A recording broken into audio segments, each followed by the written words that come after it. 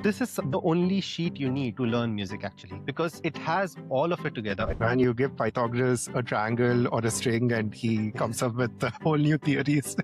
Now you're able to hear and tell what is a classical music piece, Yeah. what is a romantic music piece, and Right. hopefully even Baroque. So the farther it is, the more discordant it sounds. Right. It sounds like me playing the guitar.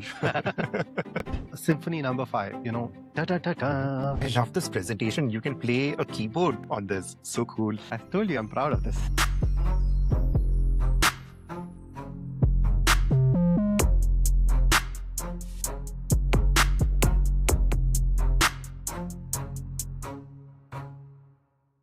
Hi, everyone. Hi, Varun. Thank you for tuning in. Pun intended. Nice.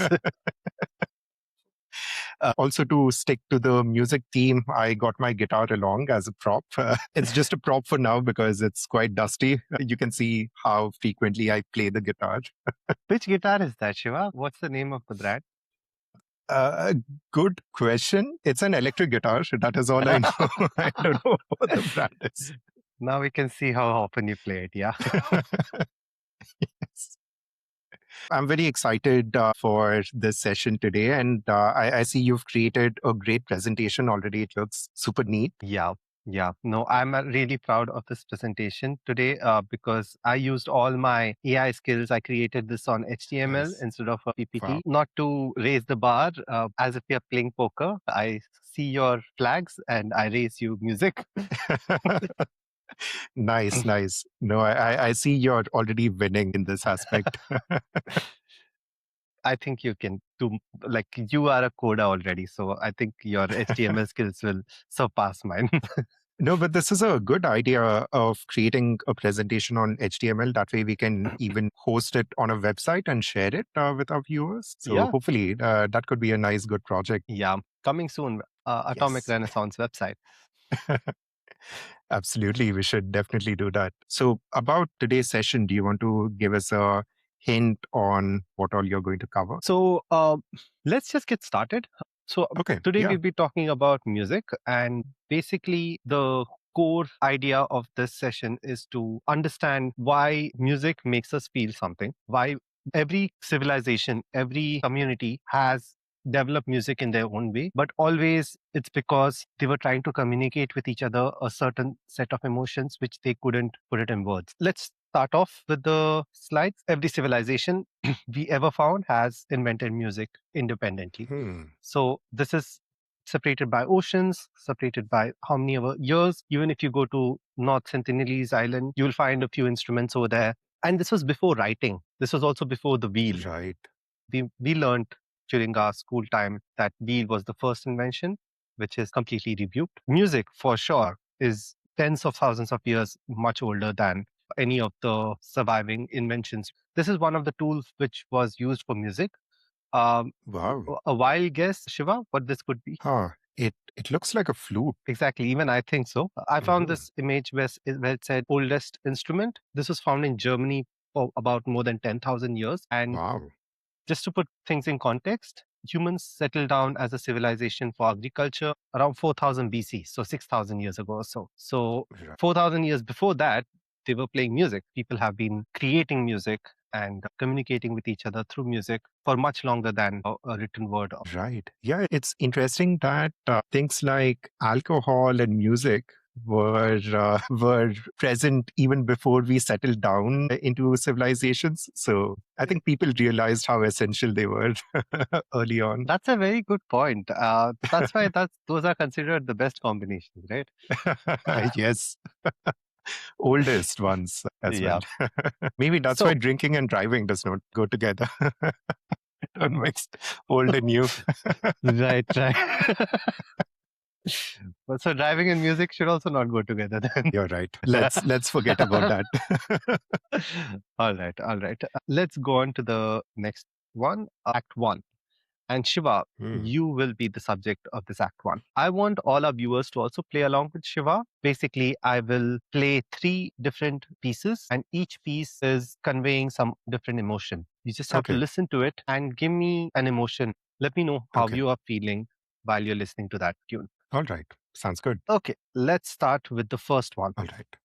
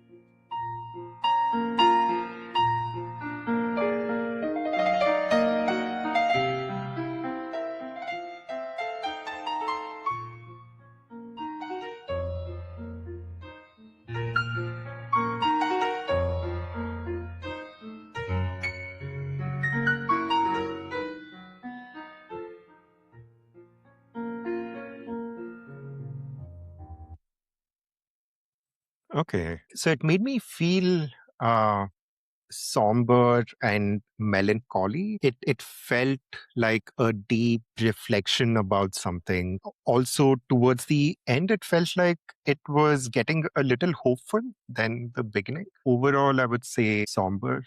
Somber, good vocabulary to your emotions. GRE. Nice. Let's go ahead with the second one. 90 seconds. Listen to it and just tell me how you feel. Yeah. Okay.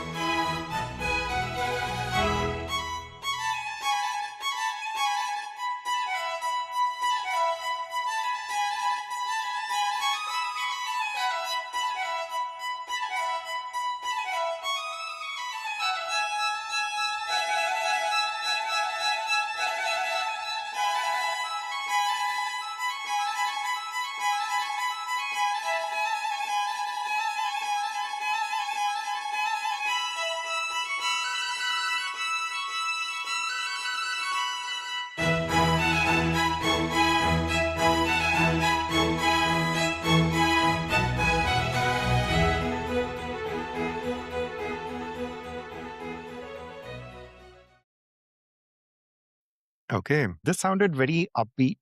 I realized that I started smiling as soon as the song played, made me Yeah. feel really happy. It was a song of joy. It almost felt like we were in a old school fair, with a lot of like music and dancing happening. Yeah.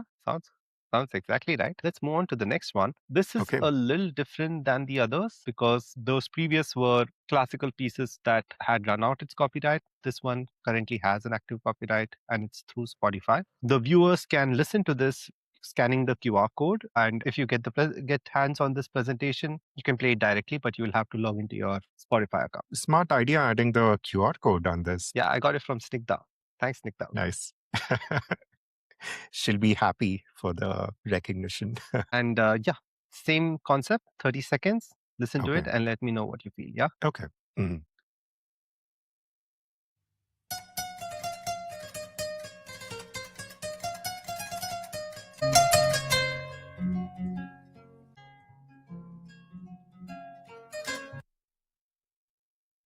Okay. This also sounded happy, but it almost sounded very hopeful. I think you could probably add the same soundtrack to the ending of the movie, Pursuit of Happiness, and it would fit in, just right. So I would say hopeful. Hopeful. Nice. Okay. Let's see, Shiva, how you did. The next slide Okay. reveals If I'm a psychopath or not. were you in line with what the creators intended, and also my opinions. I put in a few Okay. words as well. So yeah, let's go to the next Hey, one. we could both be psychopaths. Turns out, maybe, Nice. yeah. The first one was Nocturne by Frédéric Chopin. He is a Polish-French pianist, very famous. You must have heard a lot of Yeah. nocturnes by him. And this one specifically is in B flat minor. And I will come to why that is important. What I Okay. felt after listening to that was a little bit of sadness. It started off very melancholic, but it felt like a very deep loss of something. And I genuinely felt sad listening to it. And yeah, there are a lot of emotional variations throughout the piece, but the theme of it felt very sad to me. But what you Right. said was somber, and you said also melancholic, which I agree with. Right. So we are a little bit on the same frequency on that. This is not by accident. Moving on to the second song, you said you felt happy listening to it. You started Right. smiling immediately, you said. And yeah, I also felt the same. That's very intentional. I actually felt very bright listening to this song. It felt like a marching band or an orchestra. So, have you Right. heard this song before? Yes, yes, I have heard the song. I have a confession to make. Hmm. um, uh, Classical music lovers would really dislike this, but I have this one song in my playlist, which I usually use while coding, and it's called Trap Vivaldi. So it's so Yeah. it's classical music in the modern contemporary trap format. It's quite Okay. catchy. Like classical music with beats and stuff, right? Yes, yes, you're So with right. the hip hop, rap, and stuff. Yeah, there are no raps in it. Like there's no Okay. words. It's still a musical, but with beats. Yes, Okay, nice. Vivaldi with hip hop. Nice, nice. yes. We can actually put that in the description for anyone who wants to hear it. Yeah, yeah. We should create a Spotify playlist and add it to the Yeah, description. we can add all three songs to the playlist. Yes, and maybe additional ones that we maybe stumble upon during Yeah, this yeah, conversation, like Trap definitely. Vivaldi. Yeah, I think that will be the most played one on the playlist. It's quite catchy. Yeah. All right. On the third one, this is called Kaira. I actually wanted to ask you, do you know where this came from? But yeah, it's mentioned over here. Right. When I was listening to it, I wasn't sure if it was Indian or Middle Eastern. It sounded Hmm. more Middle Eastern to me, but it's interesting that it's from Mali. Yeah, and this is by Tomani Debate. So the instrument that the song is played on is called kora, and kora is a traditional instrument which was between Renaissance and Baroque era. It was created during this Uh-huh. period, and it also was a tradition to impart knowledge to their successors. And this is an ancestral knowledge of how to play the song and what songs are Hmm. played, which is being carried on. So Tomani Debate is part of that ancestry, and he used the knowledge from his ancestors to create an album, which he published Oh, now. wow. And Hmm. yeah, this is a very interesting one because, as you mentioned, it doesn't sound Western. You said it sounded very hopeful.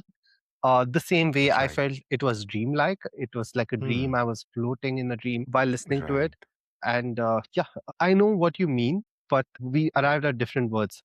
The interesting point of this exercise was that all three songs were very different. Some of them you have never heard before, but both of us came to similar words describing similar emotion, even though we didn't get the right word, because that's not the limitation of the Right. music, what emotion it was trying to invoke in us, but instead it was the limitation of the language. We don't have the right language to perfectly describe what it feels. So music does Right. that very well. You mentioned that Chopin was from Poland and Debate is from Mali. Where is Vivaldi? Vivaldi is from Italy. He was Okay.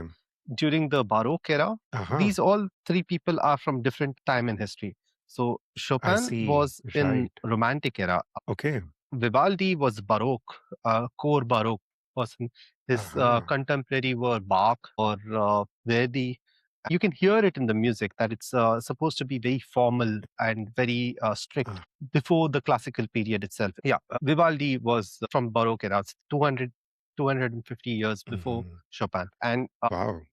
Hmm. Debate is still alive and he's still making music, and that's why it's on Spotify. Okay. I see. So you understand the point of this exercise, right? That Right. these tunes are doing something to us that basically is helping us communicate without us learning the language. It's something innate in Right. us that we are able to feel at the same time. So what exactly Right. causes this? How does it happen Hmm. that a certain tune is making us feel this way? One of the most convincing tricks in Western music is Hmm. changing major to minor. So if you Okay. saw this, it says nocturne in B minor, and here it Right. says violin concerto in E. E is basically Hmm. E major. Okay. So what is the difference between major and minor? Now, Mhm. for it to be a chord, let's take a C chord, like C major chord. Right. It should Hmm. have C, it should have a major third, and it should have a fifth. I'll explain what it Okay. is soon. Hmm. But this is the structure of a C major chord. For a C minor I chord, see. you just drop the third. And for C Aha. major Okay. chord, you raise the third. I see. So it's only one note that is different. Right. And the one note makes it whether it's happy or sad. So Right. if you lower the third to minor, it sounds like Mhm. this. Right. And if you raise it, Right. it's Upbeat just and one note. right. Interesting. So you mentioned the sad song started with a minor note and the upbeat song started with a major note. So is it the beginning of the song that is represented by B minor note that you mentioned in Chopin's song? Let's talk about it. Okay. Oh, you are well prepared. Yeah. I told you I'm proud of this presentation. Yeah. Nice, nice. And you knew exactly what I would ask you, and you have everything prepared. I was coming to that question itself.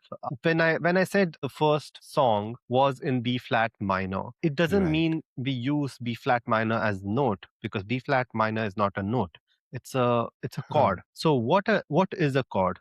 To give you the context first, what is a sharp and what is a flat? So here we have these notes. It starts from Uh-huh. C and it ends with C. So this whole thing is an octave. From C to C, you have 5 black notes and 7 white Mhm. notes. So Okay. if you play from C to C, and then this C is the eighth one, which is from the Oh, wow. uh, next octave. Nice. I love this presentation. You can play a keyboard Yeah, on this. So cool. I told you I'm proud of this. Okay, to explain what notes are, this C is a note. The C sharp Mhm. is a note. It's a note between Okay. C and D. D sharp is note between D and E. There Mhm. is no note between E and F. That's why there is no sharp over here. Okay. Mhm. That's why B and C also there is no note between them. So there is no sharp over here. And Okay. I see. when I say this is C sharp, this has another name. This Mhm. is also D flat. So I see. Okay. C sharp and D flat are basically the same note. You can call it C Got sharp it. or you can call it D flat. Why it is I called a see. sharp instead of a flat, or why is it called a flat instead of a sharp? Like in Chopin's B flat major, why is it not called A sharp Mhm. minor? It's because of certain reasons which I don't want to get into. That's Okay. too complex. But it's good to note that the B flat minor and A sharp minor are the same thing. Okay. I see. Mhm. And if I clicked on A sharp and I clicked on A sharp minor, this Uh-huh. is the chord in which we heard the song. I see. And this chord was the root chord in which we heard. And then there is more variations onto it, which helps you do the variations on the emotions. I see. Okay. Okay. So you explained the difference between sharp and flat. And I think the difference between chord and a note is a chord is a combination of notes that are played. Right. So Okay. when I said here, major and Uh-huh. minors are chords. So Okay. each chord consists of a set number of notes, which sound very good together. Mhm. I And see. Okay. those notes are part of the scale. So let me come back to the C major scale. C major Okay. scale Mhm. is all the white keys.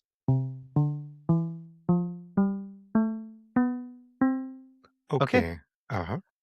How do you construct a C major scale? There is a Mhm. standard formula for it. Basically, from C to C sharp is half a semitone or a step. From C Okay. sharp to D is half a semitone or a step. The same way from E to F is half a semitone because it's just the next step. I see. Right? Okay. Uh-huh. So the formula for a C major scale is you skip a step, Mhm. then don't skip a step, then you Okay. skip a step, then you skip a step Hmm. again, then skip a step again, and then don't skip a step. I see. Okay. So the other way of telling is 2 2 1 2 2 2 1. So you Okay. skip, one, Hmm. skip, one. That's it. Okay. I see. So you mean to say a scale is combination of keys in an Uh, octave? yes, a scale is a set number of keys which sound very good together. I see. Okay. Okay. So So if you play C, this doesn't sound very good together, but right. Uh-huh.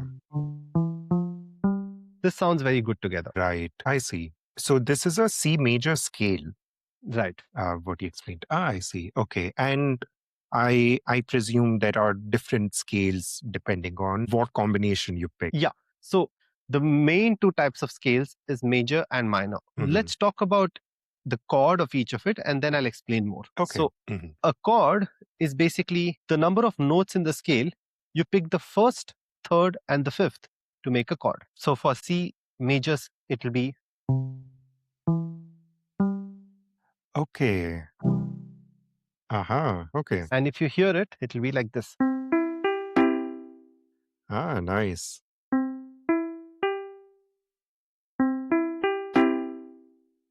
Nice. Okay. Now, the same way, if you do it for D, D major scale, how I constructed it before, skip a note,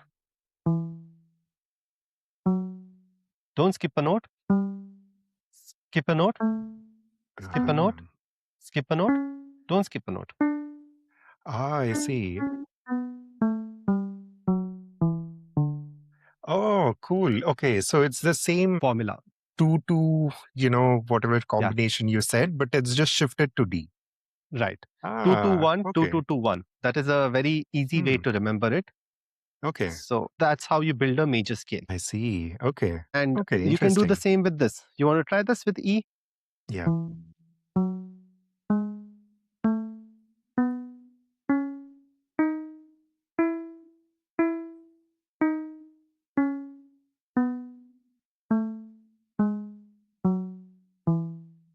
Okay, interesting. I think it gets confusing after C because of the white and black keys, but I understand the steps to, create this. Okay, interesting. Yeah, it's quite straightforward. And the thing is, Yeah. it's very easy to learn the theory, which usually people are very intimidated by theory itself, and they take a step back and they don't try to decipher it. It's also because how it's taught to us, it's always taught in Right. the in perspective of having to play music, or a very top layer overview given to us on what a chord is, what a scale is. That's why people just learn those things and practice only on that. But if you want to play music as it is, then it's interesting to know what the theory behind how to create a chord, because you can recreate that for any scale. Now, for D major, as I mentioned, it takes the 1-3-5 note of that. Okay. And for E major, it will be 1-3-5 of that. Okay. So it was, instead of that one. Ah, interesting. Okay. Okay. And the more interesting thing is of minor now. Minor is basically you take the C major scale, you pull the third position to minor. Okay, So, I see. down by one step. If you remember here, if major was Right. E, it became E flat. The same way Right. here, you have to just make it E to E flat. E flat, as I mentioned, was D Okay. sharp. So E flat. Wow. For the subsequent ones, it would be similar. You Right. go back one key. Okay. Oh, so interesting. Okay. This makes it so much easier to understand rather than just having to memorize all of it. It at least gives an intuitive way to learn this. Yeah. Very cool. Yeah, it's all very logical. But the question still remains, right? Why is it that these notes, these arbitrary notes, are making us feel a certain way? Why is Right. it all constructed into this format? Who came up with this theory? How do you even plan on deciphering what musical note is and marking notations up to it? Right. Let's go on to the next slide where I'll talk about how it came to be. I want to start with Pythagoras. Uh, Pythagoras always said music is arithmetic that you can hear. He's a mathematician and he took it upon himself to understand what music is and to be able to make sense of music. Right, I see. When you were talking about the 2-2-1 combination, right, I'm probably getting the sequence wrong, but I was already thinking that it sounds very mathematical. And now that you mention about Pythagoras, it is starting to make more sense. The way Pythagoras came up with the music theory is a lot more interesting story.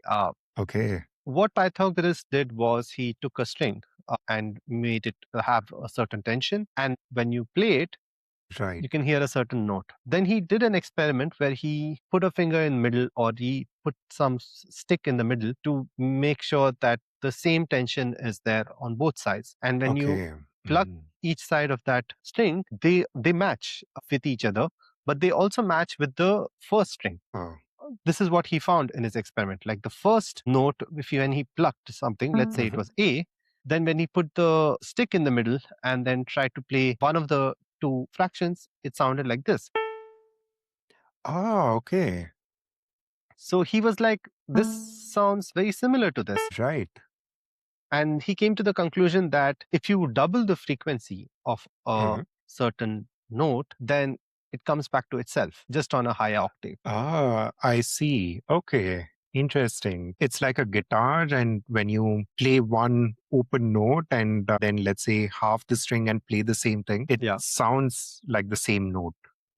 Yes. Yeah. Okay. So Interesting. if you take the length of the guitar string and then if you play the note, if it sounds like A, and then if you put your finger in the middle and then press one side each, it sounds like this. When you said Pythagoras, when he did this experiment, both the notes sounded similar. Would you know how he measured the notes or how he got this feeling that they sounded similar? The names of the notes are a modern invention. When Pythagoras did this exercise, it was not named exactly alpha, beta, or things like that. What he found was there is a relationship between the frequency and the sound of the note.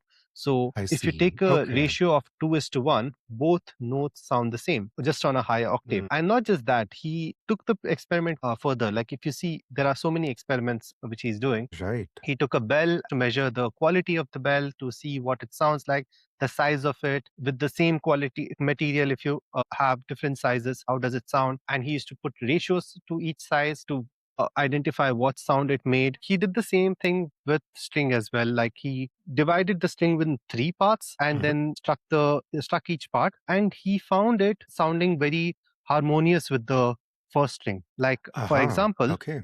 let's say if the note which he played first was C, by 3 when he did, he could hear this. So if you I can, see. they sound pretty good together. Like if you Okay. know Twinkle Twinkle Little Star, it is Right. so. Right. Yeah. I see. And the same with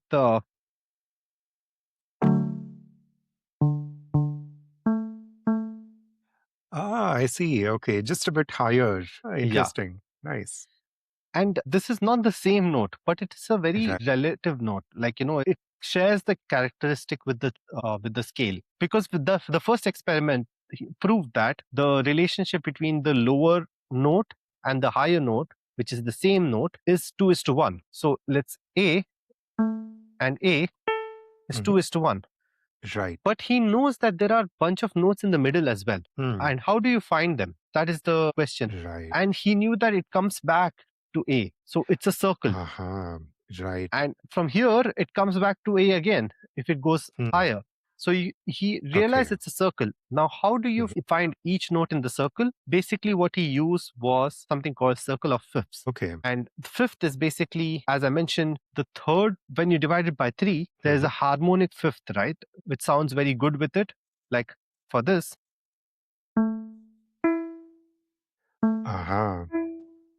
I that see. sounds good. So when you divide it by 3, you get the note which is the fifth note in the sequence from where you started. Yeah, it was called fifth later, but let's call it a relative. Okay. A and E were harmonic with each other. That, when you divide it by 3. So if A and E are harmonic with each other and music is a circle, E should also be harmonic with something. So he found E and B are related to each other. I And see. from B, because this is very high, let me come here. Okay. And from if F sharp is there, then let's come here. Okay.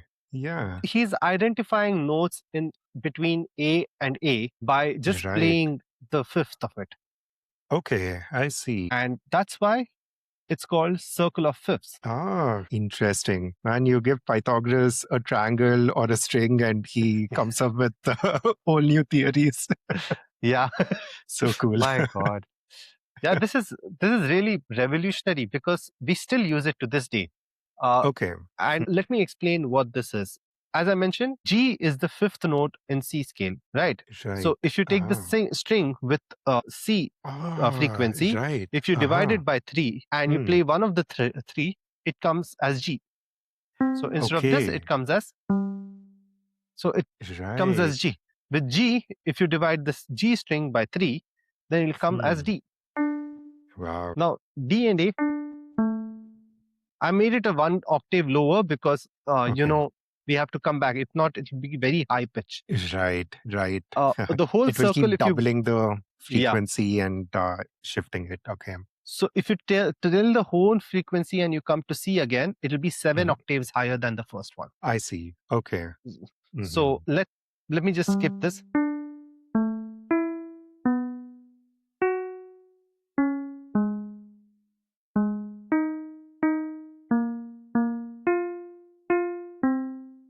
So each note is the fifth relative of the previous note, and Okay. it has a fifth relative in front. So I see.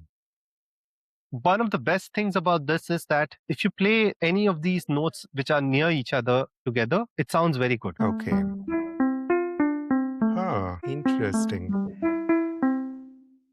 Could you also explain what the inner circle is? So the inner circle is basically it's called the relative minor, which means that it is a minor scale using the same notes from the major scale above it. Okay, So I see. A minor uses the same set of notes like C major, but it's a minor scale and starting with A. Okay, I see. So Let me if show you how it works. See.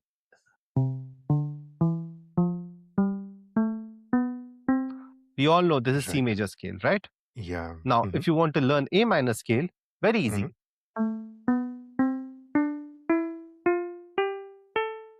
That's A minor scale. Interesting. If Okay. you do A minor.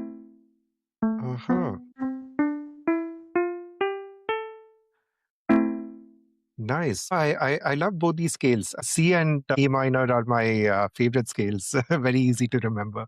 And they use the same set of notes. You just emphasize one note on the other. Okay, I see. Interesting. That's why they're called relative minor. And not just that, G and E minor use the same set of notes. D and B minor use the same set of notes. So if you learn this scale, you learn the scale automatically. And once you learn the scale, you learn the chord. It's just 1, 3, 5.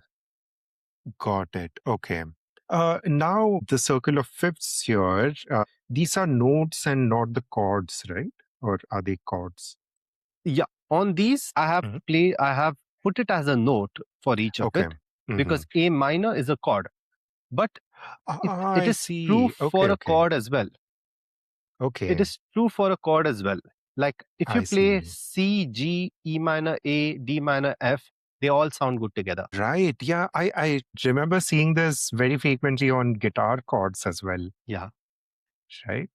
And very if you interesting. play with the root position D, B minor, F sharp minor, A, E, G, these are the 6 chords you play with. Wow. Oh, very interesting. Okay. And if you decide to play sometime with F sharp major, then it will be F sharp major, D sharp minor, B flat minor, D flat major, G sharp minor, and B major. So I see. we hardly play any songs with this. But if you just play the notes of each of it, it sounds very good. But if you play this and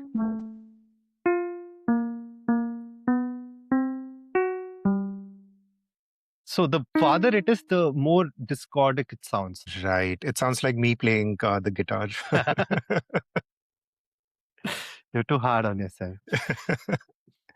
This is cool. I had a question. Now, you had mentioned that Chopin's composition was in B minor. B flat minor. So B flat minor. Okay. And where does it show up on this? B flat minor is here. So this is B flat minor. So B flat minor as the root note, he must have played. This is the set of chords in which he played. And by the way, B flat minor Okay. is a minor scale and minor chord. I am just playing the B flat note here. I see. Okay, Yeah. okay. I see. That is different from that. Okay. Yeah, but it Okay. shares the same characteristic because it's the root note of it. I But see. a chord Okay. is a whole, like, 1, 3, 5, the first note, third note, and the fifth note together. And the Okay. Ah, I third note see. can be minor or a major, depending on the scale. Okay. So this is the only sheet you need to learn music, actually, I because see. it has all of it together. Actually, the sheet is much bigger. It has staff notation and stuff like that, which will Mm, help you understand staff notation and learn how to read music and so on. But that was not the scope of this video, so I just Right. removed that and I just Okay. kept the major chords and the relative minors. If you Okay. learn any of the major scales, Mhm. those major scales have the same. If you start with the relative minor note with the same scale, it becomes a minor scale of that note. I see. Okay. Okay. So, like, if you want to try again, D major,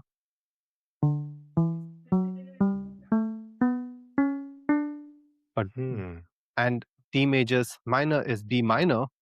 Mhm. Start with B.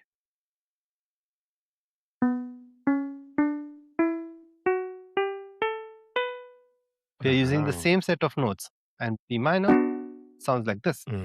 Okay. Interesting. Okay. But there's one catch in this. Mhm. Pythagoras was not perfect, of course. He was the victim of his time where people did not believe in a lot of things which we know to be true now. For example, Okay. irrational numbers. Pythagoras and all the Greek mathematicians back then could not comprehend a number which cannot be represented in a fraction. So Uh-huh. they basically thought a number is anything which is real, which is quantifiable either in a whole format or a fractional format. Mhm. So coming up with an irrational number was not something they could accept. I see.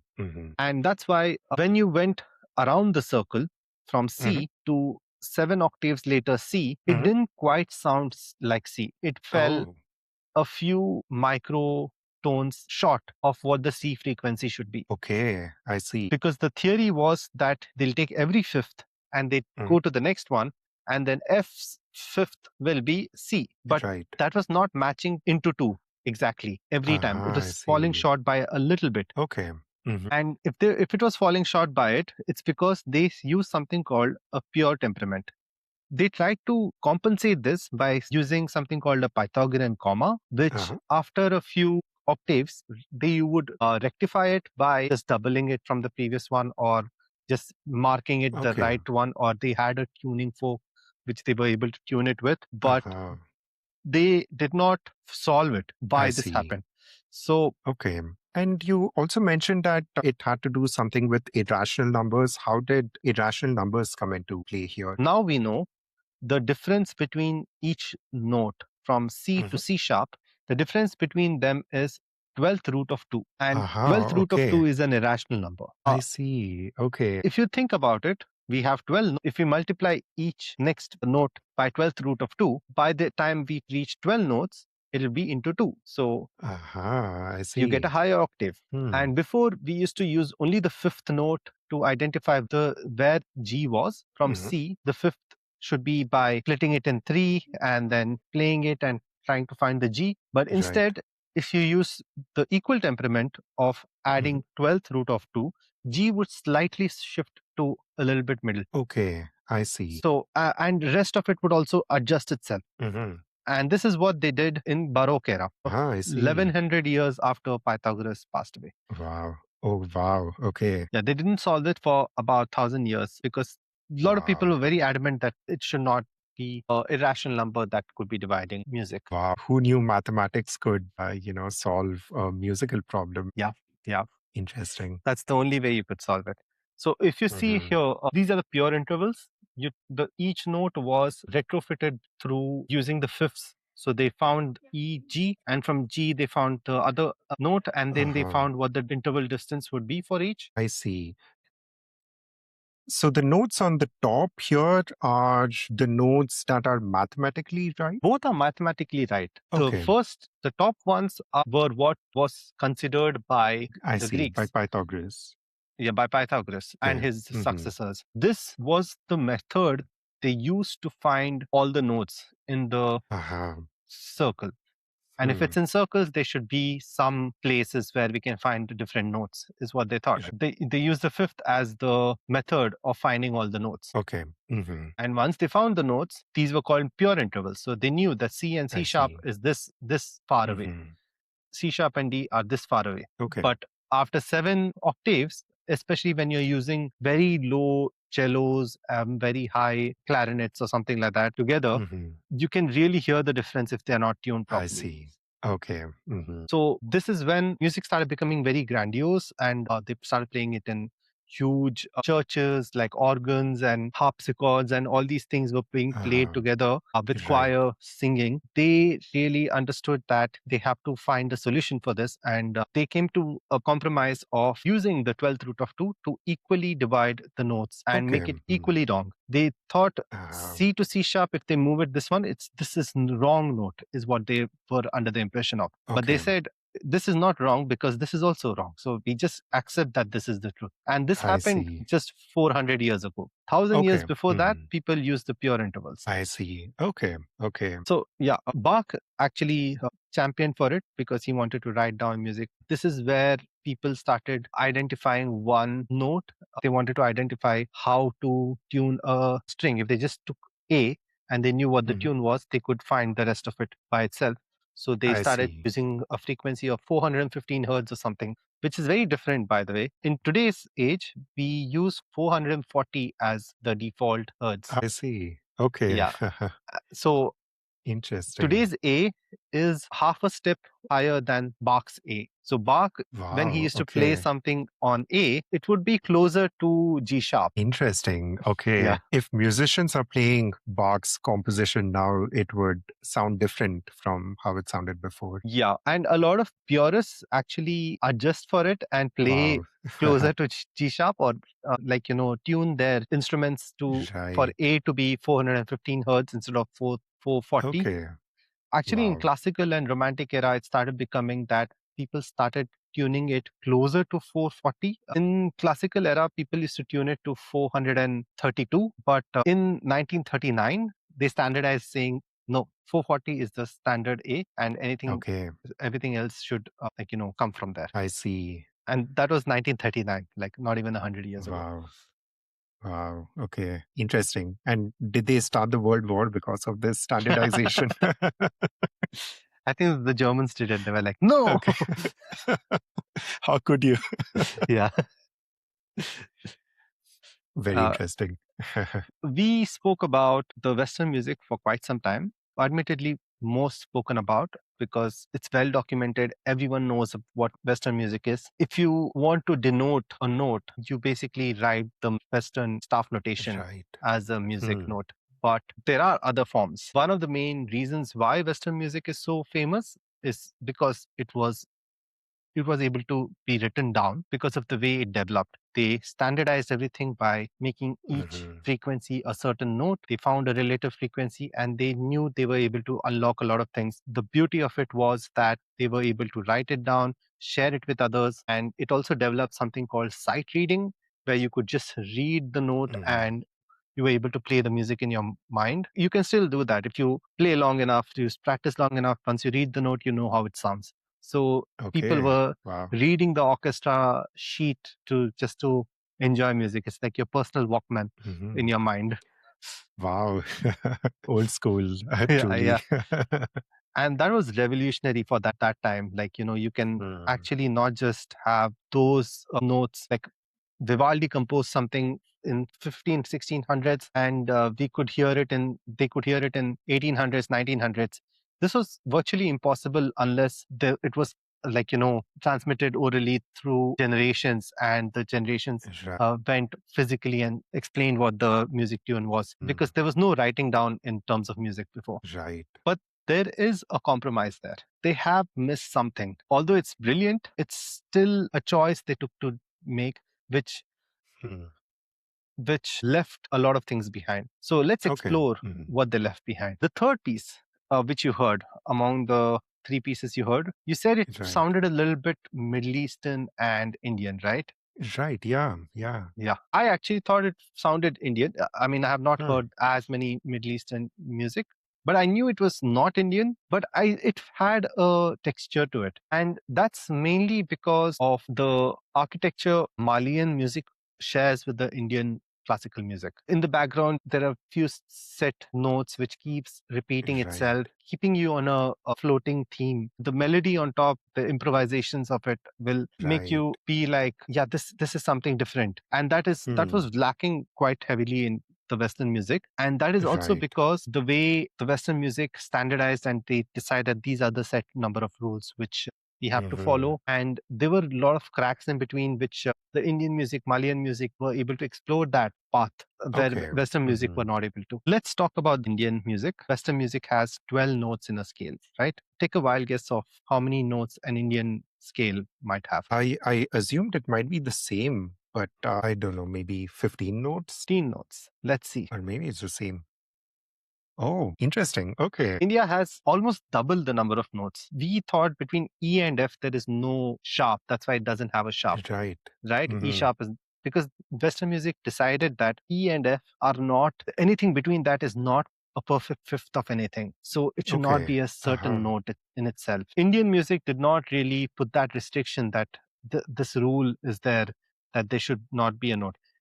I Everything is a see. spectrum. Any note between E Okay. and F could also be picked as a single note. I can give you a detail of how the Indian scale compares to Western scale. So Hmm. this slide here basically shows the frequency with which a scale, a Western scale is denoted. It starts with the frequency 240 hertz till Hmm. double the frequency of 480 hertz.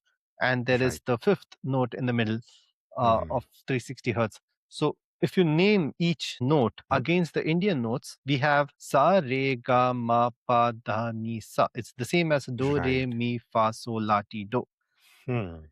And this do, re, mi, fa, sol, la, ti, do is representing the C scale. And we are talking about the Right. C scale in the Indian music as well. But how Indian music identifies the C scale is that it locks sa and pa, which is basically Uh-huh. the first and the fifth, the same as Western music Hmm.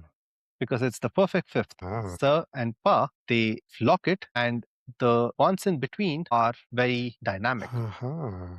I see. Okay. And Interesting. that's why we have multiple notes between the notes. We I have each see. re, ga, Mhm. ma, dha, ni is represented by four notes, not just one, how it is Okay, in I see. Western music. So it's kind of like the sharp and flat notes, but Yeah, like there's some more variation in it. exactly. They, Okay. if you see the Western one, Uh-huh. C, D is the one, right? Hmm. In Right.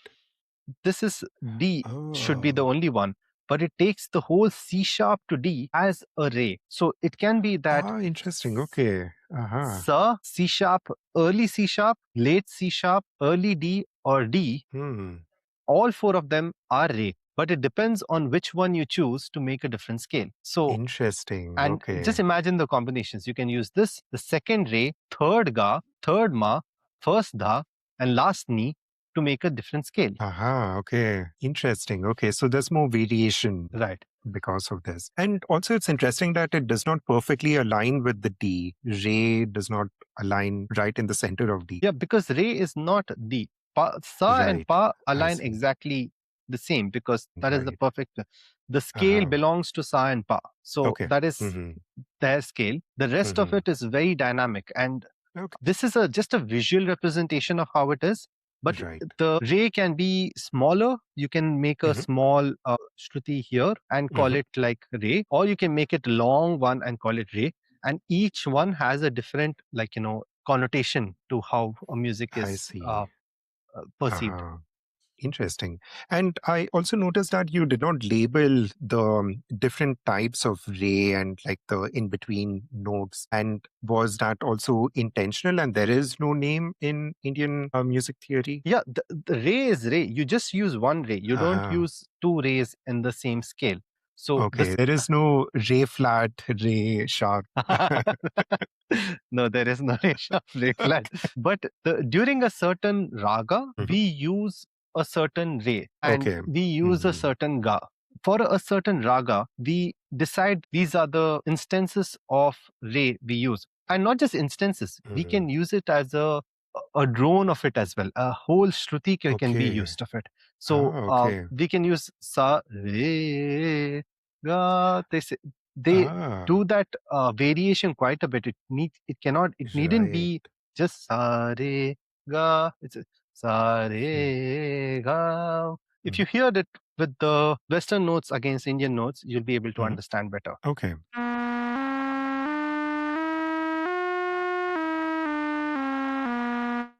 Hmm. Now the Indian one.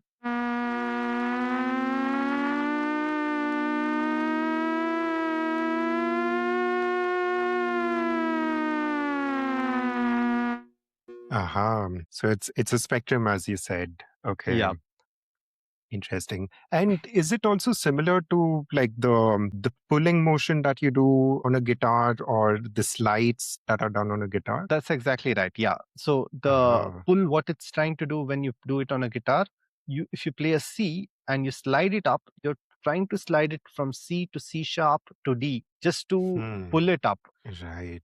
by Mm-hmm. raising a note by half a step or a full step, and you do a longer Ah, pull to just make it higher. But you also play the whole right. note in between, like whole Hmm. variation, whole spectrum of the note in between. So Right. Mm-hmm. that enhances the music a lot more. And that is a very modern concept, right? We did have that in violin, where people used to slide between notes, but they would do it so quickly to hide the imperfection between the notes. They would consider Okay. Mm-hmm. anything C between C and C sharp is not really a note. So you can transition to it for moving quickly from C to C sharp by Right. playing the note in the middle and Mm-hmm. to have it as a ornament to the music, but Okay. it's not the music itself, Right. it's not Mm-hmm. the scale itself. And it's also so true to Indian philosophy as well, right? Like there is no black and white, it's all gray. Yeah, It reflects very well with music theory as well. definitely. Yeah. Another thing which India does with the music is also that they associate each raga to a particular devotion. So Bhairav raga Uh-huh. is to be played only in the mornings, or Hmm. Jyoti raga Interesting. is to be played only for entertainment. It's supposed to sum up what the event is about, and that is something they developed over centuries when they created this music. This also makes it very difficult for a beginner to enter Indian classical music, right? Like a lot of Right. people Yeah. are interested in Western classical music. They just get into it, pick up a piano, learn the basics of it, and they get the time, they will be able to play a few Mozart songs or Chopin songs, Right. and Hmm. it will be well received. A lot of people will be admiring it. But with Indian classical music, to get through the basics, you need to start very young. Uh, And a lot of it is also vocal, because music, right. people used instruments to accompany the vocals, not Hmm. have a musical as itself. The vocals were Okay. the Hmm. main way in which you could manipulate or accurately recreate a raga. It's also an oral tradition to impart knowledge, and that makes it Right. more well received when it's vocally learnt from their I, s- ancestors. I see. Okay. So you can't self learn Indian classical music. At now, I think you can, but yeah, I don't think so. Right. With the internet. Yeah. But I don't think it is very easy. I have tried. It's nowhere close to how easy Western classical music is. Okay. Can I ask you a new question over here? Mhm. Could you maybe explain what the difference between a shruti and a raga is? Yeah. So raga is basically a scale, Okay. I see. rough way of putting it. Okay. Because scale is a bunch of notes which sound good together. If you take Right. that definition, a raga is a bunch of melody in a certain way, so that sound good together. Okay. It is supposed to create a characteristic. I'm not an expert, okay? Right. A lot of people will know Indian classical music a lot more than me. But if you start with this and do with Mhm. third ray, or between here, somewhere here, or do a Right. whole curve from second to third ray, and then last ga and first to third ma, that is a specific raga. Okay. And so there is no notes. This definition doesn't stick the same way, because there's no Right. notes over here. It's just a I see. melody. So raga Mhm. is just a melody in which this scale is interpreted. Okay. And shrutis is basically the spectrum which is not fixed in a scale. It's sarigama pada nisa, Mhm. re ga ma dha ni have shrutis. I see. Okay. Sa Not and so pa, and pa. yeah, are fixed. They don't have any Okay. variation. Shruti is the Mhm. spectrum in which the note can move. Right. Okay. Mhm. Okay, moving on to the next slide. Mhm. Let me introduce you to the Indonesian instrument called gamelan. Mhm. Gamelan is an instrument which is tuned to itself. It is not standardized. Like Indian music, at least, we standardize certain things within certain instruments by keeping a certain set of shruti and saying that this is the note which we have to follow, and then we tune the instruments accordingly. And we'll be like, Mhm. we'll play on that. In Indonesia, for that matter, each gamelan is tuned to itself. If you Mhm. play two gamelans together, they need to learn how the other gamelan sounds first for it Aha. to be played. You can't just pick up a gamelan and play on the stage with another gamelan without knowing what it Mhm. is. Okay. The whole point is that it should not sound reproducible. It should sound very Aha. unique each time. I see. If they're playing an A note, they Uh-huh. will play anywhere between A and A sharp, I see. Okay. G sharp and A sharp. Mhm. Between this, they can play anywhere, and it depends on which gamelan you're playing with to for it to Right. sound that. Uh-huh. A person who can hear a note and just identify what the frequency is of that note Mhm. is called pitch perfect. Very few people in the world are pitch perfect. Right. So rest Right. of us, we have an idea of what it is, but we Hmm. can't really tell exactly what it could be. So Okay. Hmm. if it's between G sharp and A, most of us will be able to accept it as a G sharp or an A. The pitch perfect people cannot. In gamelan, I see. everybody accepts that between G sharp and a whole is A. Mhm. So it could be anything. And what they do Right. is Mhm. sometimes they tune one gamelan to less than A and the Mhm. other gamelan to more than A. Oh. A sounds like this. Mhm.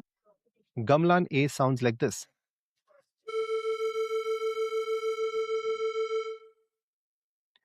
Interesting. Okay. So you hear the shimmer. Right. Yeah, yeah. This is not I the see. quality of that instrument is not the same. It's just I'm just Right. using the note of how it sounds Mhm. with little less than A and little more than A, and together how Right. it creates a resonance which Right. Yeah. you're able to feel. That is the point of this music. It basically says Ah, that interesting. Okay. this note is coming alive. It's not fixed to a certain frequency. I see. So So it's if like maybe you as an individual playing it could be incorrect in terms of playing the note, but if you play it as a group, it averages to that note. yes, and if you play it incorrectly, also it's Mhm. considered incorrect from the Western perspective. Right. Hmm. It's for them, it's not. It is A. For Right. them, it is A, and if you play with another gamelan, it can be A again, but the A can be different. A doesn't have to be I see.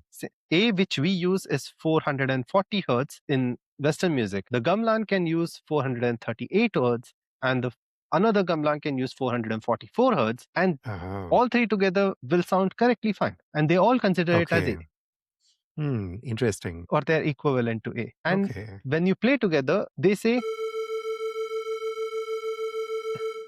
and when you say it's a little out of tune, they say no, Mhm. that's the point of it. It's supposed to be all of Right. it together. Hmm.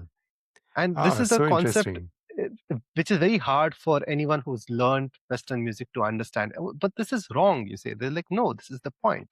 Right. Very interesting. Very interesting way of looking at it. On the next slide, I will talk about a couple of instruments and how they came to be. So this instrument which you see on the screen here, it came to Europe through the Silk Road, and it was called in Arabic al-ud. Al-ud Uh-huh. is basically means the wood, and the wood al-ud was taken in Spain and popularized, which was called a lute. A lute Ah, became a I lute, see. and a lute Uh-huh. is the ancestor of violin, guitar, and all the string instruments in Western music. Okay. Ah, so cool. Okay, I like the etymology of it. Yeah. And a lot of Western instruments were the product of trade around the world. There Mm. were a couple of instruments which were indigenous, though. For example, harpsichord. So, Uh-huh. Shiva, do you know what an harpsichord is? It's like a piano, right? What's the difference between harpsichord and piano? I'm not sure. Does it have something to do with a harp, with a harpsichord? But Actually, I that think a sounds piano right. also is. Okay, can you tell me what you know about how a piano is set up. How does the Hmm. sound come out of a piano? Okay. Like a traditional piano, I think it has strings in it. And when you press a key, it like somehow strikes it and plays that note of the string. Exactly. Yeah. That's the thing. Right. So the key difference between a harpsichord and a piano is that Mhm. a harpsichord is a pluck instrument. So when you click the Ah, button, right. it Uh-huh. plucks the string. In piano, there is a felt covered hammer which Uh-huh. basically comes and strikes the string. And that's why you get that sound Okay. of it being a complete Interesting. round sound Right. than a sharp plucking sound. When you pluck a Hmm. guitar, Mhm. does sound little sharp, you know. It has Right. a little bit of resonance to it. But Hmm. piano, when you play it, it sounds like it's resolved. Hmm. And one of the reasons why it's called piano is because of a unique feature which piano has, Mhm. which no other instrument had back then, at least. Mhm. It was the ability to make it loud and soft at the same time Ah, I during the same see. music. So Uh-huh. the full name of piano is piano forte, Mhm. and piano means soft and forte means loud. So they used to call it piano forte Ah, for a long time. It got shortened okay. to piano. I see. So, Yeah. like these days, we are just calling it soft. Yeah. That's true. Yeah. Man. Back in the days, it used Yeah. to be both soft and hard. Soft and loud. Soft and loud. Yeah. Yeah. This is very important musically because a lot of times you want to emphasize on certain notes or emphasize the melody instead of the background. Right. Emphasize the Uh-huh. background a little more during the melody so it Mm. merges into it. Or you can play right hand, you can play some background while emphasizing few notes to just make melody. These are sort of like variations you can bring up only through piano. Anywhere else, it gets mixed up in the foreground and background. I see. And also, I've noticed with piano, like the way you press the key, it sounds different if you press it fast or Exactly. slowly. And I see. That's what So makes that is the, how. if you press it Uh-huh. softly, it makes a soft Right. sound. And if you press it hard, it makes a loud sound. It's really amazing innovation. Okay, Interesting. let's move to the next one. In Act 4, I wanted to answer the question. We understand why the Western music is so famous, right? But what is so special about Beethoven? Like, why are people so obsessed with him? People are obsessed with Mozart as well, but Beethoven is something else. Everybody's like, Mm. when you start playing piano, and they're like, "Oh, look at this Beethoven here." They talk about Beethoven as if he's a figure of God in music. Why do you think that is? Yeah, I think historically, from what I know, Mozart had come just before Beethoven, and he perhaps laid the groundwork for Beethoven. And when Beethoven like finally got to enter the scene, things were already set for him to excel at. But maybe Yeah. I'm wrong. No, that is right. In a lot of ways, that's exactly what happened. But the reason why people know Beethoven or adore Beethoven so much is because he changed the stature of what a musician is. Hmm. He basically elevated musician from being a lackey Right. for the aristocrat to a Hmm. entity in itself. A musician is a renowned title. Before a kapell master and things like that were renowned, yes, among the peasants, they were still considered little higher class peasant whom they can tolerate because they had a little more culture. Hmm. This was the sort of perception what the aristocrats and the courts and even the generals and all had towards musicians. They respected them, their work and things like that, but they didn't really consider them great. For example, Mozart died when Beethoven was like very young, Mhm. and when Mozart died, they were very upset that Mozart died, but then there was not a huge funeral for him. You know I how see. big a Right. name Mozart is, right? People were Right. Yeah. so enamored with his excellence, with his prodigal talent. They were really interested in what music he created. But Hmm. when he grew up, he didn't find a lot of jobs. He was pushed around quite a bit. He couldn't find financial stability either. He was having a lot of problems. And Beethoven knew a lot about Mozart's life. He was groomed also to be a future Okay. prodigy for like a successor to Mozart Hmm. in such a way that Beethoven's father used to sometimes lie about his age just so he can match Okay. Mozart's prodigal talents and I see. how he used to perform around the world. Beethoven was well set to go to Vienna to get tutored under Mozart, but he passed away. When the time came, Haydn took him under, and Beethoven did not like it at all. He had this pressure on him that he has to become the next Mozart. And he tried his best to replicate a few things and do some great things. But later on, he started becoming a rebel. Beethoven was enchanted by Napoleon's conquests and the idea what Napoleon was bringing, that a person who's from the streets, from Corsica, a unknown land, a normal peasant, a child of a non-aristocrat, will have enough sway through his merit to rise up the ranks. And once he comes to power, everything will change. He will work for the people. And that's when he used to write a lot of songs for him and was dedicating a symphony for Napoleon, the Symphony Number 3. He almost was going to name it after him, but finally, when Napoleon took over, he crowned himself emperor, and Beethoven was very disappointed. This period, it's very important to understand. Beethoven had a lot of success during his time. Like, he did great symphonies. He was awaited Mozart's successor, who got a lot of recognition and a lot of requests to come and play through aristocrats. But still, he was never financially stable because there was hyperinflation. Austrian Empire was every time invaded, and he was hoping Napoleon will come to Austria and free them as well. He was considered a German in the Austrian land.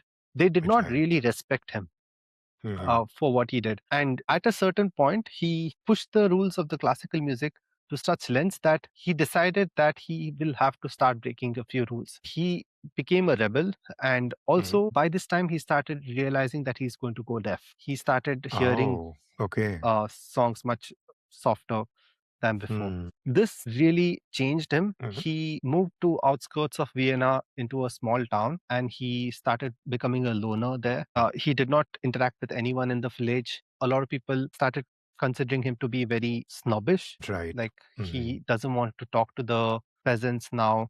He just wants aristocrats, and he considers himself a king, is what the gossip was around. And he heard those gossips, and he used to feel very bad, but he could not afford to let the news that he's going deaf spread, because if he does that, then his career is over.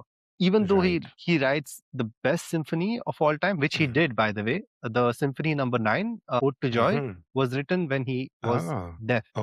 Wow. Yeah. Amazing. And also, Ode to Joy later became, I think, for a bit, the anthem for the Germans, right? I don't know if it was Ode to Joy, which was the anthem. Okay.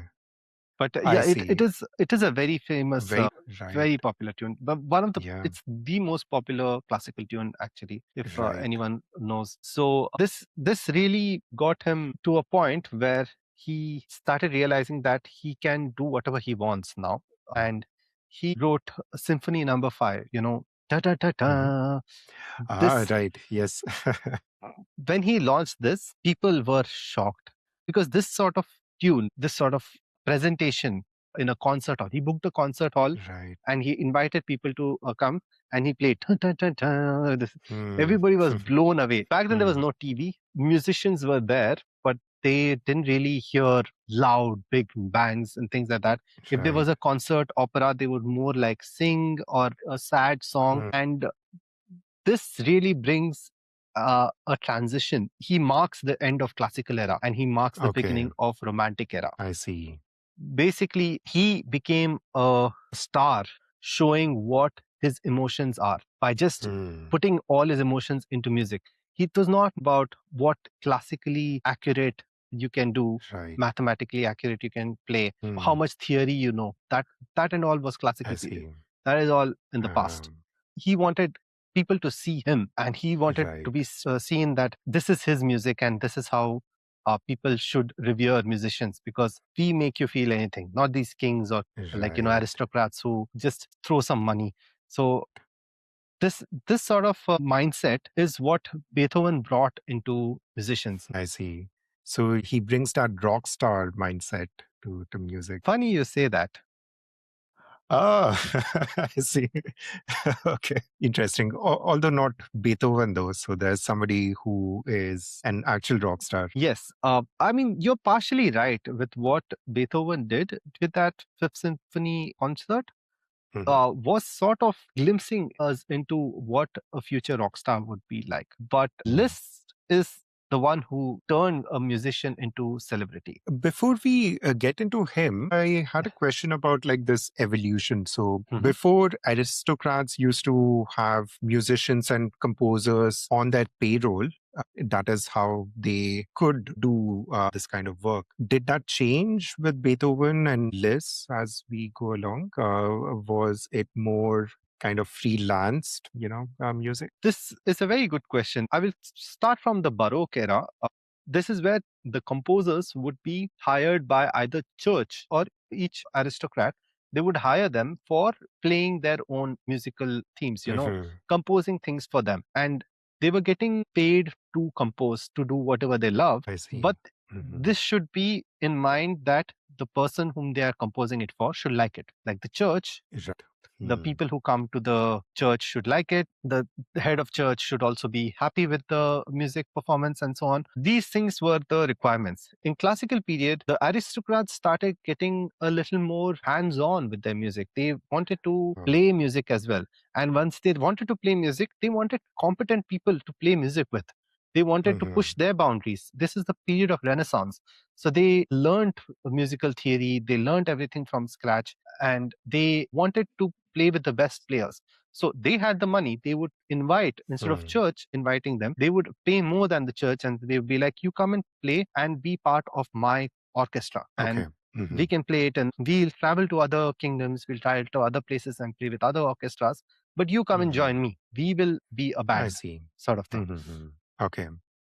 This was still the case for a long time. Like in Vienna, they would commission this person to write something for them. Like Beethoven was commissioned to write something like this. I see. And Right. if it was published, other people would look at it and learn more from it and try to recreate it elsewhere. Okay. Beethoven, you're right. From a classical era to romantic era, this changed. People were I not see. doing it for the aristocrats anymore. But the reason was not Beethoven. The reason was French Revolution. Right. Nationalism. Right. So Right. when French Revolution came, everybody flocked to France. Chopin from Poland went to France. Liszt from Hungary went to France. Wagner also went to Switzerland, but there were a lot of people who went to France who were persecuted elsewhere.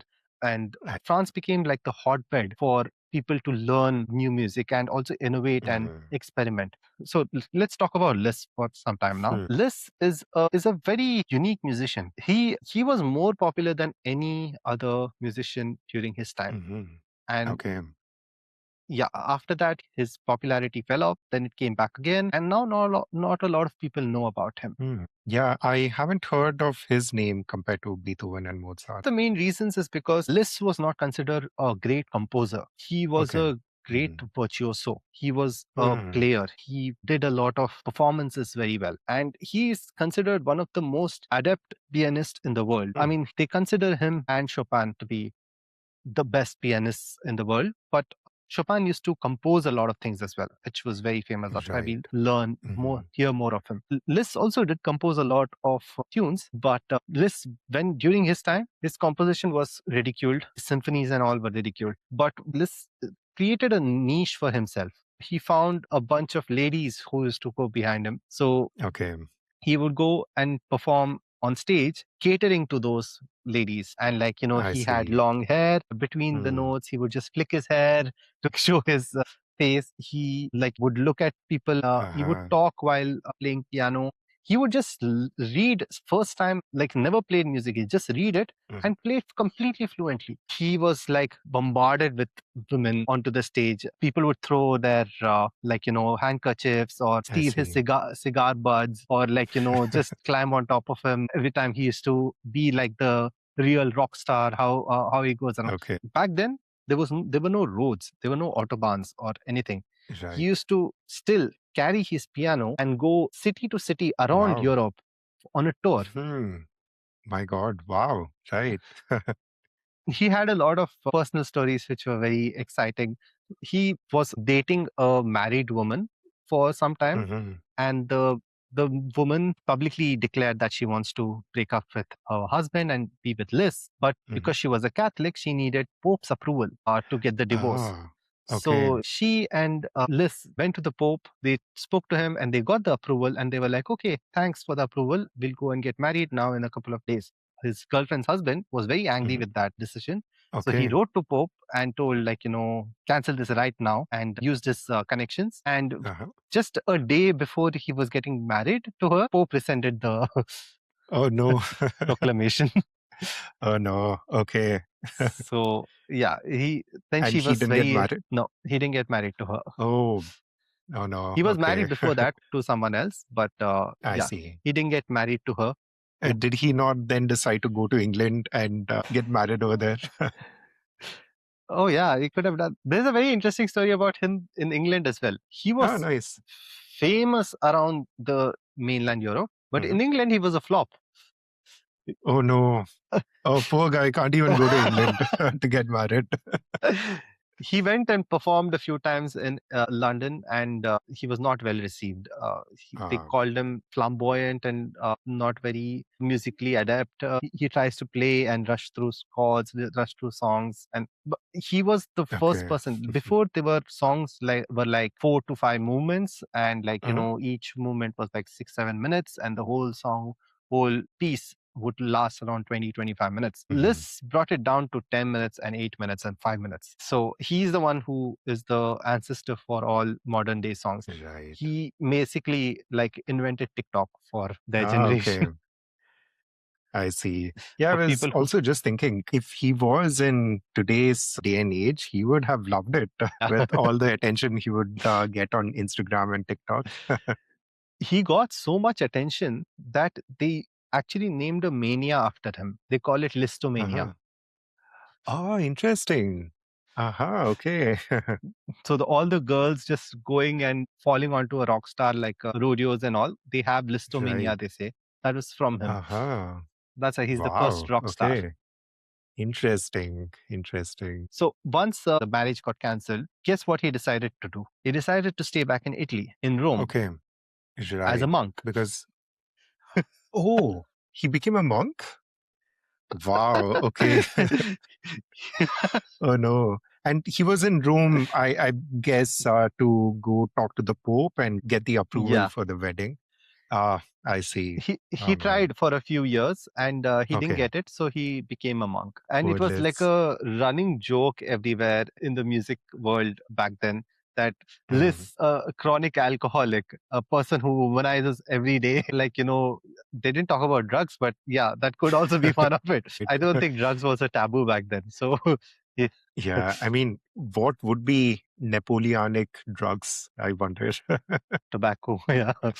True. Yeah, alcohol Exactly, and cigar. tobacco. Yeah, right. Alcohol and cigar. He was always with a whiskey and cigar in his hand. So Mhm. him becoming a monk, they were like, there were so many jokes going around. People were like, oh, I think this is just a marketing trick because he used to do a lot of marketing tricks like that, like this. Mhm. He would do something very like he retire from concert and then because he's married. Then he would divorce her and go on concert. And people I will be like, see. oh, return of Liszt, let's go. And he would sell out all the tickets. So they would be like, Okay. this is another marketing trick. We go monk and then he'll have a return thing. Which he did have, by the way.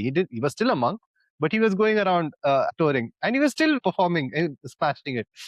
Okay. It's like modern day YouTubers saying, I'm closing this channel. This Yeah. is going to be my last video.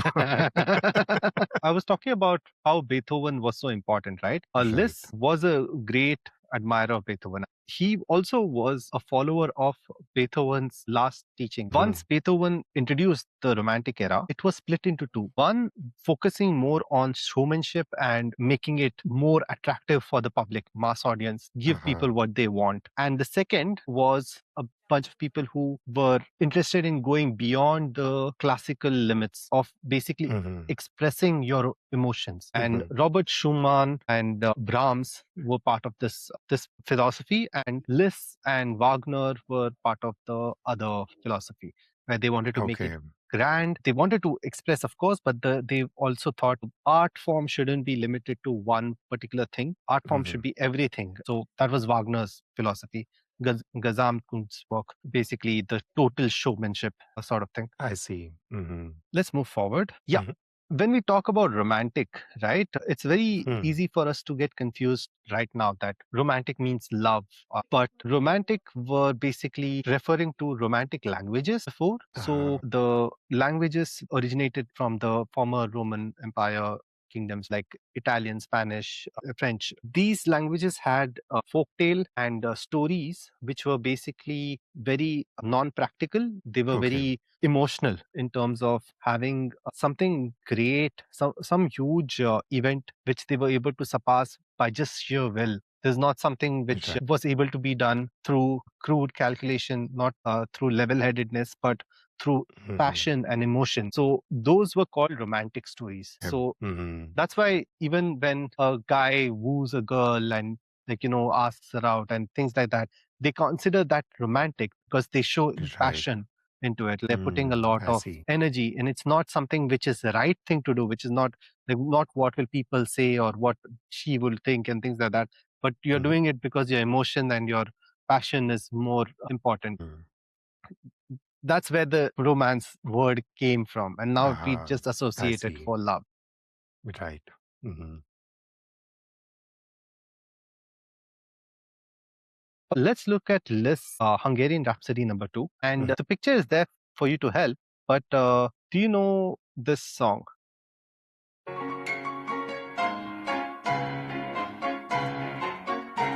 Right.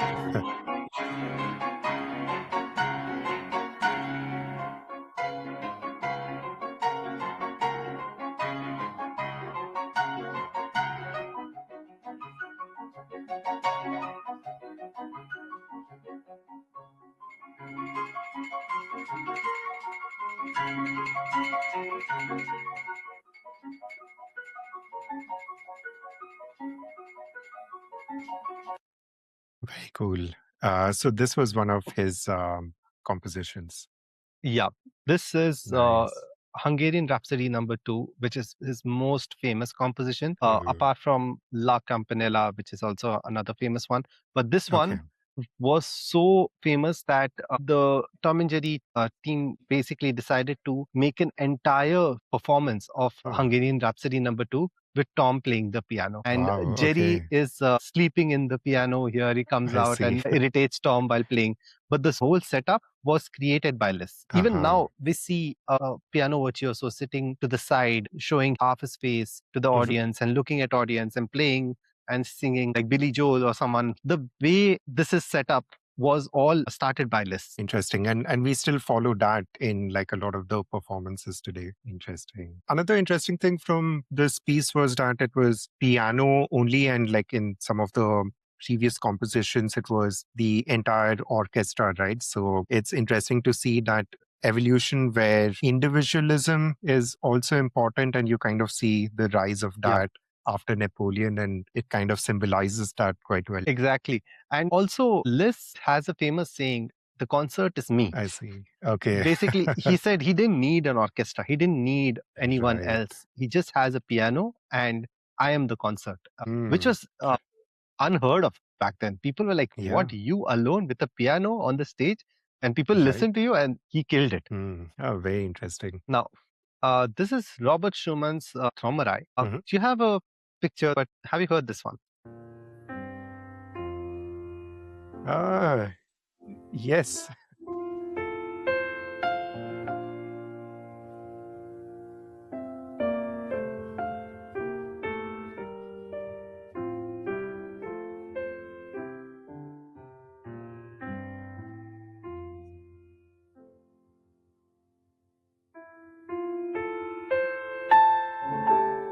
You see the difference between the first song and this one?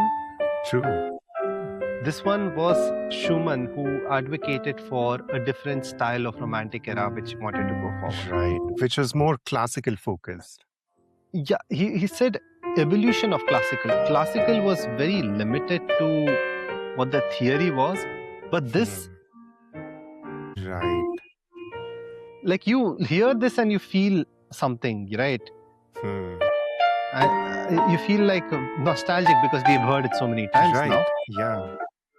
But this is the split between them. One Hmm. was more focused on the technicalities of how amazingly you can Right. perform it on live on streams. The second one was on how deep can an emotion travel in a music. Right. Very interesting. And they were both contemporaries, right? Yeah, Okay. Hmm. they were both, they hated each other. Okay.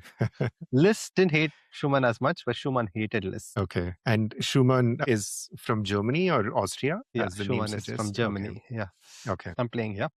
Mhm.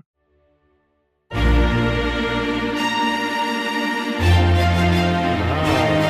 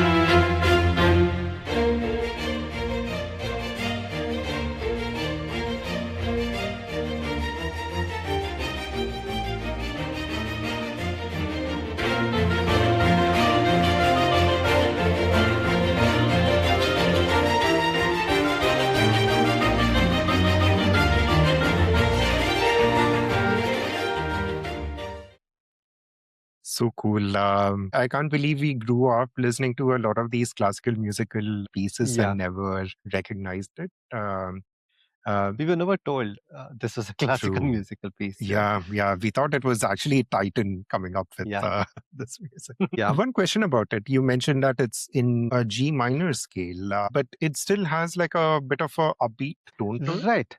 Yeah, that's another thing. So the same sad key is selling warmth for over 40 years, Ah, right? So the music scale and music theory of having different scales, different emotions to each scale is not a hard concept. You can change the right. tempo and make each sad note, the sad scale as a little more happy if you play it Mhm. with multiple strings. But if you use this, just pull this a little bit slower, it'll sound more sad. But Mm, the point is that the tempo makes it not happy, makes it right. warm.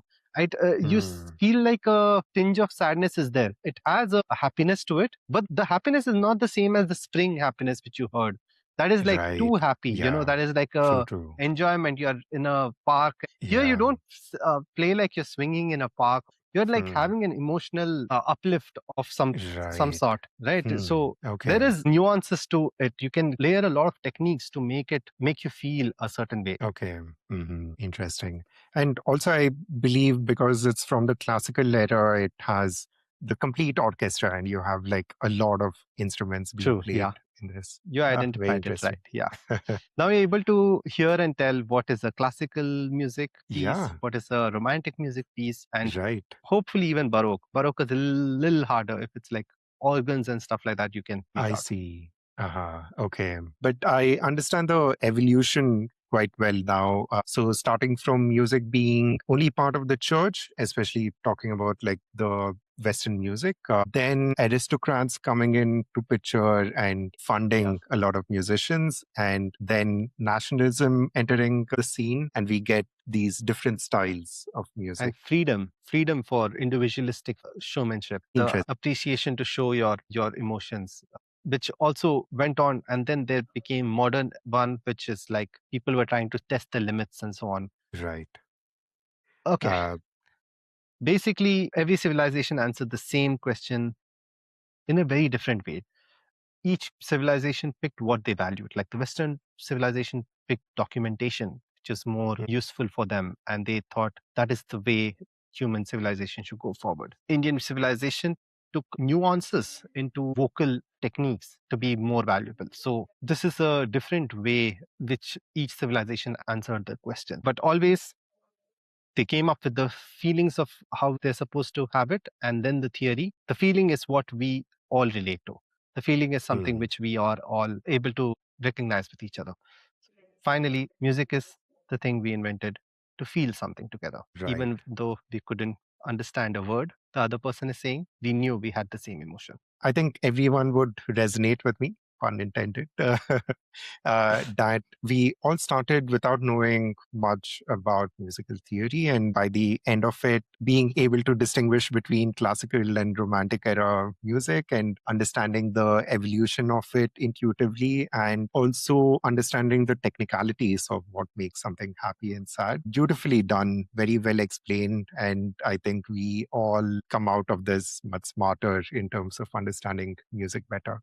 Thank you for building this out and sharing it with us. This was fantastic. Yeah, thanks a lot. Thanks for listening. Thanks to our viewers as well. If you made it so far, do consider subscribing, do consider liking this video and share it with all the people you think will enjoy this sort of content. And before we end the call, Varun, do you have any recommendations to learn more about this topic? Yeah, there are a couple of recommendations I would like to give. One is a book by David Bryan called How Music Works. And that's an interesting book, talks more on Western music concepts. So it's very Mhm. interesting read if you want to give it a try. And the second one is a YouTube channel called Anuja K. This is a wonderful YouTube channel for learning more about Indian classical music and all the aspects which I mentioned over here. She has also explained it in her videos, albeit in a different sort of presentation. But I think Mhm. she has a lot more deeper knowledge of what Indian classical music is. So if you're interested in learning Indian classical music, then I would definitely recommend going through her channel. Okay. We can put the channel and the Goodreads link in the description. Yes, we'll add it to the description. And also, we should find some way to, bring this presentation you made to the audience as well, maybe in an interactive format. Let's look into building a website, or do you want to maybe share it on a GitHub repo, perhaps? Yeah. So until we have it on the website, we can just post it on the GitHub page and link that also in the description. Yes, yes. This is super fun. We'll add more details to the description and catch you all in the next video. Thank you, guys. See you. Thanks, Varun. Bye. Tin, tin, tin, tin, tin, tin, tin, tin. Okay, you can stop the recording.